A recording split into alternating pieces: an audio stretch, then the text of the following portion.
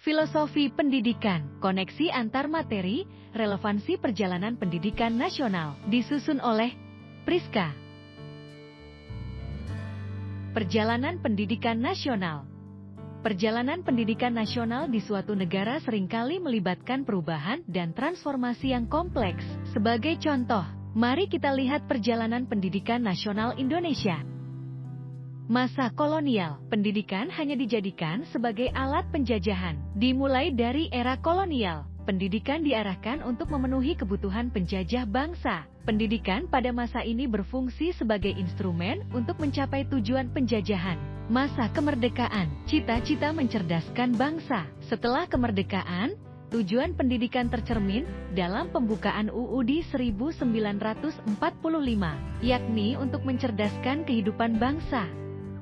Era pendidikan Portugis dan Belanda, modernitas dan perubahan. Bangsa Portugis memulai sistem pendidikan yang modern, mengenalkan huruf Latin. Sistem pendidikan Portugis digantikan oleh Belanda, yang mendirikan sekolah kabupaten untuk calon pegawai dan guru.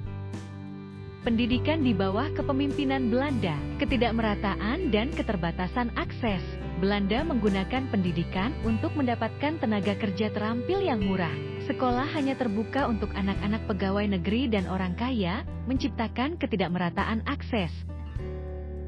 Politik etis, pribumi dan pendidikan barat. Awal pelaksanaan politik etis menimbulkan ketakutan di kalangan pribumi terhadap pengaruh budaya barat yang dianggap negatif. Ketidakmerataan akses pendidikan menjadi pemicu pergerakan nasional. Inisiatif elit, perguruan dan sekolah nasionalis. Elit memimpin inisiatif mendirikan sekolah dan perkumpulan sebagai langkah awal pergerakan nasional. Sekolah-sekolah ini meniru metode barat dengan tujuan mencapai cita-cita nasional. Ki Hajar Dewantara dan Pendidikan Merdeka. Ki Hajar Dewantara mendirikan taman siswa untuk memberikan hak pendidikan yang setara bagi pribumi. Gagasan Ki Hajar Dewantara, Ingarso Sungtulodo, In Madio Mangunkarso, dan Tutwuri Handayani. Pendidikan harus memanusiakan manusia, memerdekakan dalam segala aspek kehidupan. Kodrat alam dan kodrat zaman menjadi dasar pengajaran sesuai dengan kondisi lingkungan dan perkembangan zaman.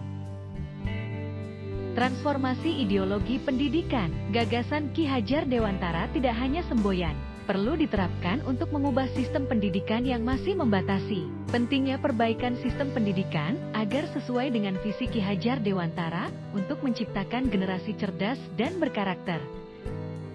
Refleksi diri. Setelah mengkaji sejarah pendidikan nasional sebelum dan setelah kemerdekaan, serta mengidentifikasi tokoh-tokoh kunci dalam gerakan pendidikan, saya menyadari bahwa melalui sistem pendidikan, nilai-nilai budaya dan karakter bangsa dapat dijaga dan diteruskan sebagai bagian integral dari identitas nasional.